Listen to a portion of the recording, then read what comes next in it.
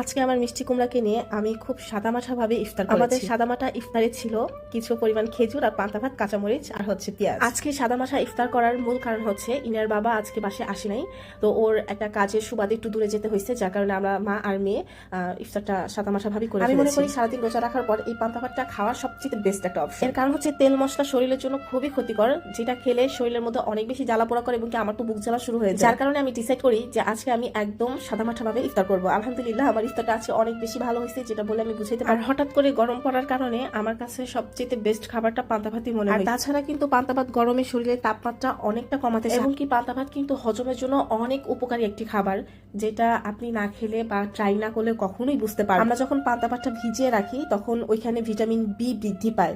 ভেজানোর ফলে বিশেষ করে ভিটামিন বি এর পরিমাণ অনেকটা বেড়ে যায়। পান্তা ভাতে যে ফাইবারটা থাকে সেই ফাইবারের কারণে পেটটা একদম পরিষ্কার হয়ে যায়। যার কারণে আমি চেষ্টা করব আমার ইফতারে যাতে অবশ্যই একটু হলো। আমার বুড়িটাকে অনেক পান্তা ভাতটা খাওয়াইতে চেষ্টা, কোনোভাবেই খাবে না। ওরে জোর করে দিলেও ও খেতে চায় না, তো একটু খেজুর নিয়ে মুখে দিছিল, অতটুকুই খাওয়া শেষ ওর।